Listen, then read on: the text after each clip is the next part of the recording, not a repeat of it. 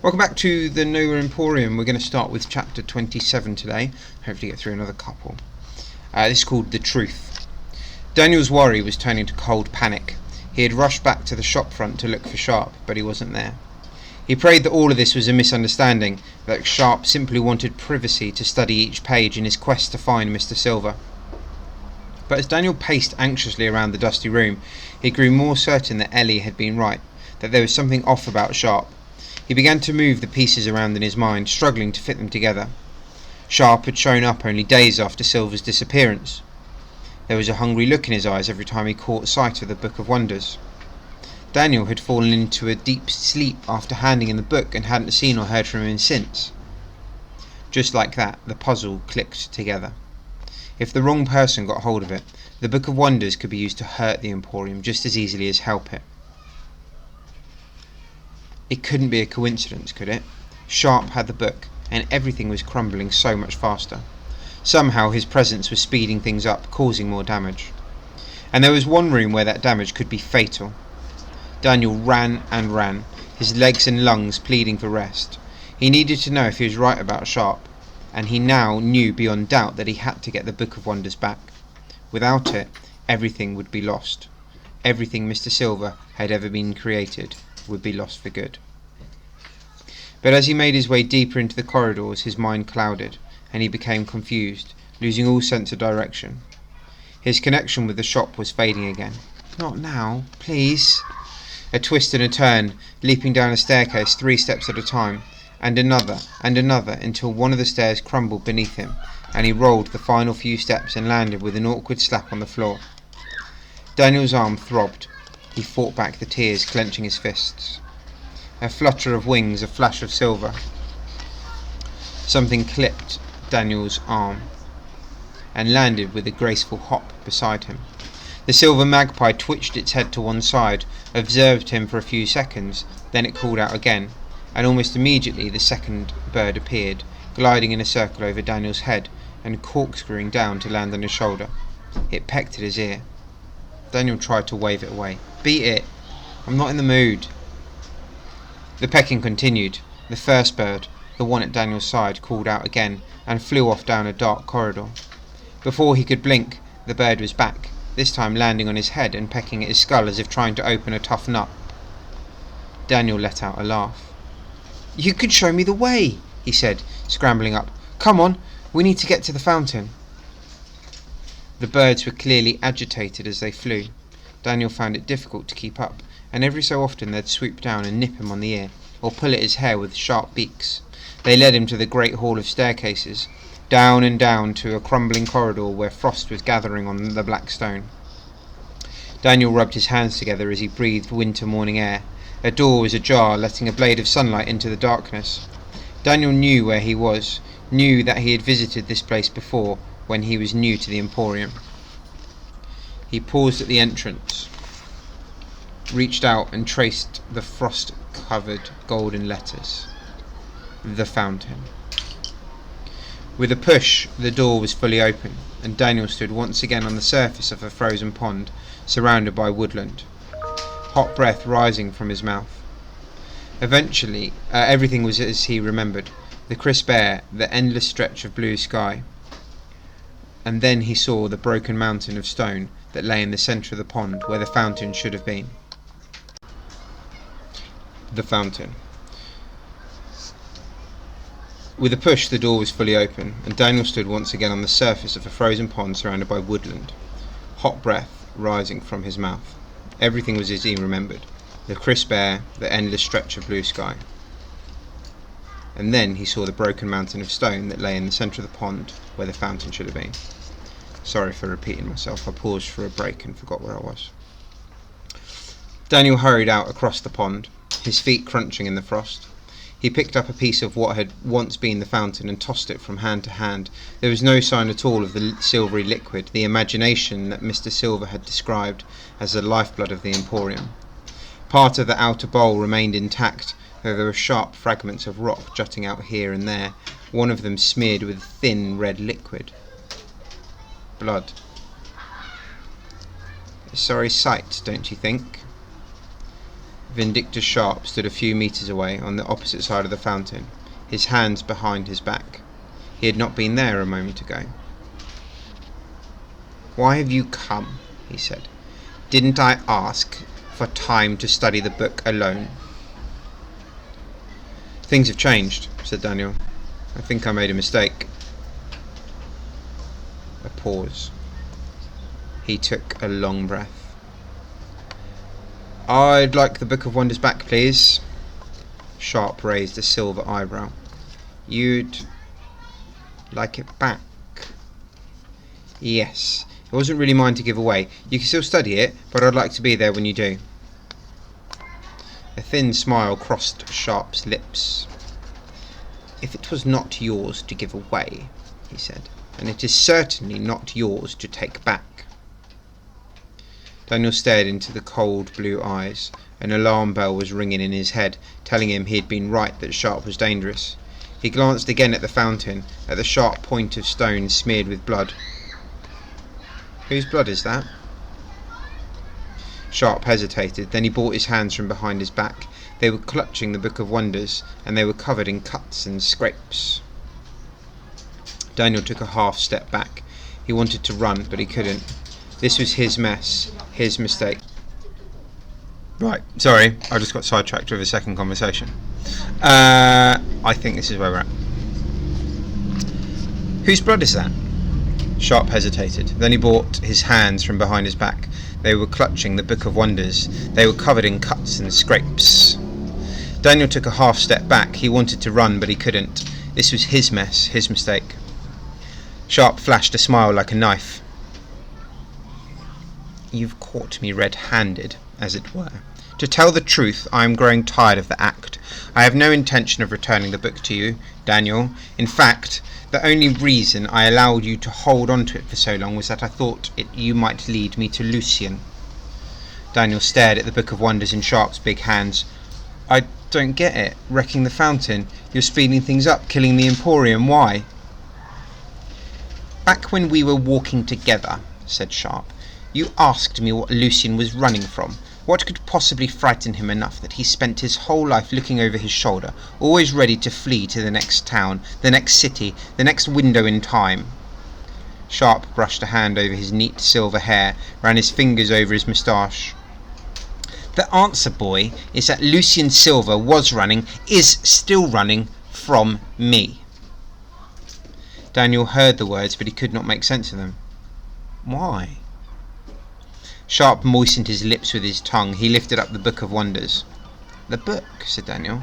"That's what all of this is about. So you've got it. Why are you still here? Why haven't you just taken it away?" "It's not quite as simple as that. A magician cannot steal a magical object from another of his kind. The bond between the creation and the creator is too intense. If I walk out of here with the book, it will not work for me as fully as I desire. No. For the Book of Wonders to truly be mine, I must either win it from Lucian, or he must pass it to me with his blessing. The latter is never going to happen, so I have no choice but to take the book through more aggressive measures. I have been chasing for many years, boy, and each time I come close, each time I can feel the book, smell it, Lucian wriggles away. Not this time. Something is different. He is weak. I found him easily." At this, Sharp spat on the frost. "You can see how he has reacted, running away like the weasel he has always been." "You hoped I'd lead you to him," Daniel said, "so you could..." "What? Kill him?" Sharp smiled an affable smile. "That's about the size of it," he said. "But, seeing as you failed in spectacular fashion to locate him, I turned to other means. I knew that there must be a weakness somewhere in the Emporium, and that I could find it in this book." He opened his arms. "And here we are, the fountain. Lucian has been relying on the imagination of his customers to keep the place running. He is weaker than I thought. He no longer has any customers, and now that the fountain is no more, the Emporium will crumble much more quickly. Lucian has a choice. He can either stay in his hole like a rodent and die with this place, or he can come out wherever he is, and face me.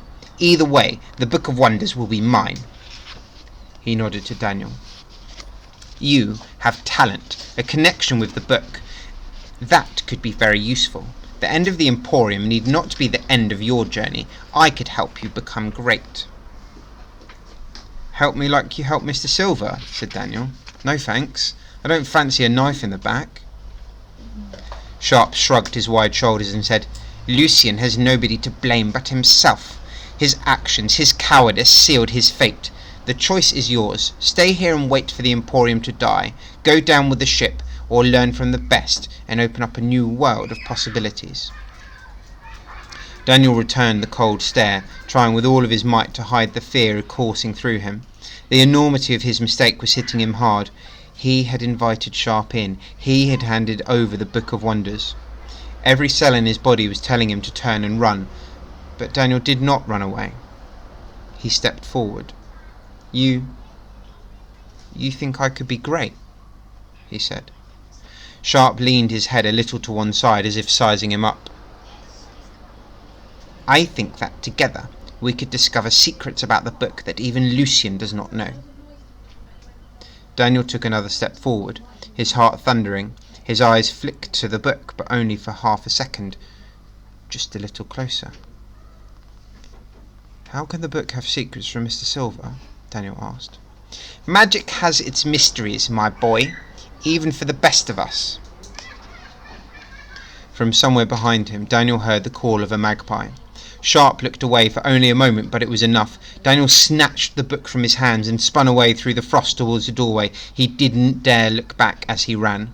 What next? Where to go? He almost tripped over his own feet. A few more steps, just a few more. A strong hand grabbed at his hair, snapped him backwards with such force that his feet left the frosted ground. When he landed, there was no time to react. Sharp stood over him, sneering. He grabbed him again by the hair and dragged him up.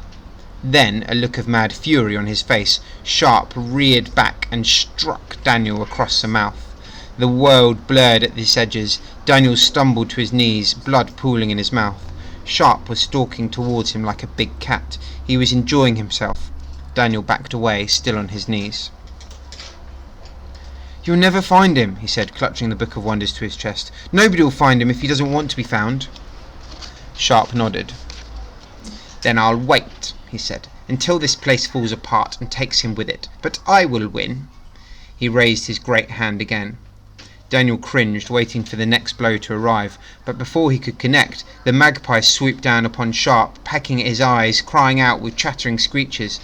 Daniel knew that the birds were calling to him, Run away! Take the book to safety! But he was dazed, unable to do anything but watch Sharp flail and curse. Sharp, who had been staggering backwards, grabbed one of the magpies as it arrowed towards his face. It wriggled and called out as he tightened his grip around it and slammed it to the ground with a sickening crack. Then he lifted his foot and brought it down with all of his strength and weight, crushing the delicate metal bird beneath the sole of his shining black shoe. No! Daniel wanted to run at Sharp, to jump at him and hurt him. Sharp looked up, dragging his gaze from the shimmering carcass of the magpie, and Daniel felt a jolt of ice in his spine. The second magpie continued to attack, buying Daniel moments. He glanced at the book in his hands, turned and began to run. The frost was slippery beneath his feet as he dashed to the door. Before he was through, he heard Sharp call out, You can't hide forever, Daniel Holmes. Sooner or later I will find you, and when I do I will take back my book. The only way I'll leave without it is in a coffin. Chapter 27. Reunited. The wings of the surviving magpie flashed in the darkness as Daniel raced through the passageways. His fingers gripped the Book of Wonders tight. He did not know or care where the bird was leading him so long as it was away from Sharp. Everything seemed darker than before. The shadows were deeper and the silence suffocating. Again and again Daniel thought he saw something shifting in the gloom. He imagined Sharp posing as a statue, detaching from the shadows to make a grab for the book. What now? What could be done to stop a madman?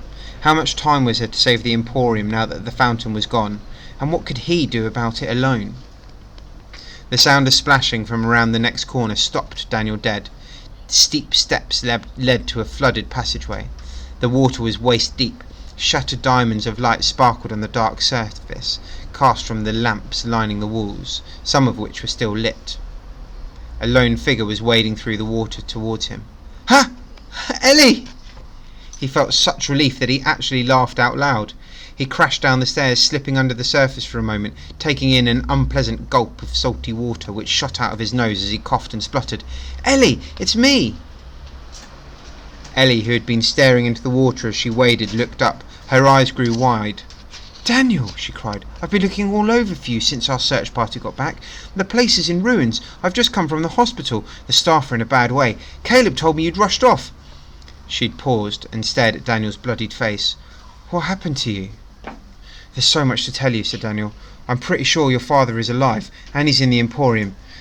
Daniel told her about Sharp's idea of using the book to find silver and how it had backfired. "I think it was a message," he said. "Your father doesn't want to be found." "But he's alive," said Ellie, hopping on the spot. "Thank you, Daniel." I couldn't stop picturing him dying all alone in some dark corner. She hugged Daniel tight, and then she broke away, looking serious. "He's still ill, though, isn't he? The Emporium's falling apart. He can't hold it all together. So why doesn't he want us to find him?" "It's not us he's hiding from, Ellie," said Daniel. "It's Sharp. You were right about him all along. He's dangerous." Daniel took a deep breath. "He wants to kill your papa." "He what?" "Kill him and steal the Book of Wonders. That's why he's here. He's been chasing Mr. Silver for a long time. He's obsessed with the book. He'll do anything to have it. And the book won't work properly for him unless Mr. Silver hands it over, or Sharp beats him for it. It's the reason your father makes the Emporium move around so much. He's running away. I think that's why people from outside can't see you. It's your papa's way of protecting you. I'll bet it's the reason he won't let you leave the shop too. It's all to keep you safe from Sharp." Ellie's mouth moved wordlessly before she found her voice. How do you know all of this?" "Sharp told me so himself," said Daniel. And the story began to spill out of him. How the magpies had led him to the fountain. How he'd only just escaped with his life after stealing back the book. How one of the birds had not been so lucky. Ellie's hands went to her mouth. "He wrecked the fountain? And he did that to you?" She pointed at Daniel's swollen lip. He could still taste the blood, and the salt water nipped at the wound. "I'm sorry," said Daniel. "I've messed everything up. I should never have let him in. All I ever wanted to do was help. I don't want to lose the Emporium, or Mr. Silver, or you." To his surprise, Ellie smiled her crooked smile. "All that matters now is what we do next. We can still turn things around." Daniel thought for a moment. "If we can get rid of Sharp," he said, "I reckon Mr. Silver will come back." Why didn't Papa just stand up to him in the first place? Daniel knew what Ellie was thinking, that Mr. Silver was a coward. He'd even thought the same himself at first. "I don't think it's as simple as that. Your papa is weak. All the years of running the Emporium on his own have taken his strength away. I think he knew what was coming. He could sense Sharp getting close, and he knew he wasn't strong enough to fight." "That would explain the unicorn blood," said Ellie.